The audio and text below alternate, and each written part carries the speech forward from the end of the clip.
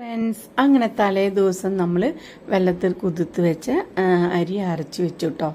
അപ്പോൾ അതിന് ഞാൻ ചോറും അരിയും 2 സ്പൂണ് പഞ്ചസാരയും ഉപ്പൊക്കെ ഇട്ട് തേങ്ങയൊക്കെ ഇട്ട് അരച്ച് വെക്കും കേട്ടോ. അത് കഴിഞ്ഞിട്ട് സെറ്റായിട്ടോ. നമ്മൾ ഈസ്റ്റ് പിന്നെ ഇട്ടില്ലെങ്കിലും കുഴപ്പമില്ല.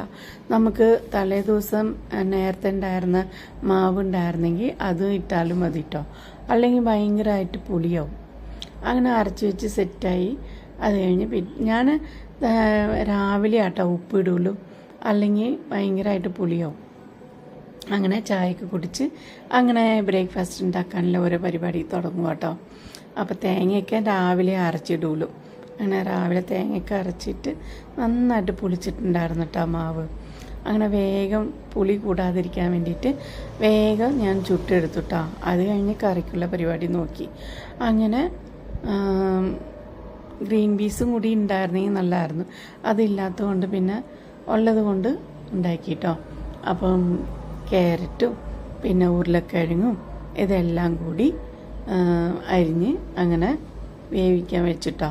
ആ വേവിക്കുന്ന കൂട്ടത്തിൽ നമ്മൾ കറുവപ്പട്ടയും ഏലക്കയും ഗ്രാമ്പൊക്കെ ഇട്ടാൽ നല്ല കേട്ടോ. അപ്പം നല്ല മണം കിട്ടും കറിക്ക്. അങ്ങനെ തേങ്ങ അരയ്ക്കാൻ പോകട്ടോ. തേങ്ങ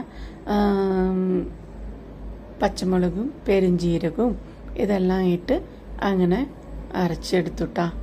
അത് കഴിഞ്ഞ് അപ്പോഴേക്കും കുക്കറിലെ സാധനം വെന്ത് അതിൻ്റെ ഇടയ്ക്ക് ഞാൻ പാത്രങ്ങളൊക്കെ കഴുകാൻ പോയി. അങ്ങനെ കുക്കറിലെ സാധനങ്ങളൊക്കെ വെന്ത് കഴിഞ്ഞപ്പം കറി തേങ്ങയൊക്കെ അരച്ച് ഒഴിച്ച് അങ്ങനെ കടുക്കൊക്കെ പൊട്ടിച്ച് അങ്ങനെ അപ്പമൊക്കെ കഴിച്ച് അങ്ങനെ പള്ളിയിലൊക്കെ പോയിട്ടാ.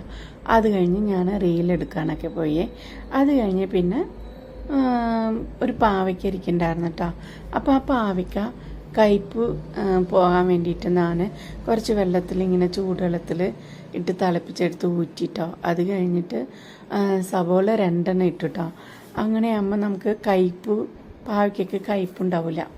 അങ്ങനെ സവോളയും പച്ചമുളകും തേങ്ങയും ഉപ്പും മഞ്ഞൾപ്പൊടിയും ഒക്കെ ഇട്ട് തിരുമ്മി വെച്ചിട്ട് അങ്ങനെ കടുക് പൊട്ടിച്ച് അങ്ങനെ എടുത്തിട്ടാ. അപ്പോൾ ഇന്നത്തെ ഊണ് ഇത്രയേ ഉള്ളൂ കേട്ടോ. അവിയലുണ്ടായിരുന്നു, പിന്നെ പാവയ്ക്കുന്ന മീൻകറി ഉണ്ടായിരുന്നു. ഇത്രയേ ഉള്ളൂ.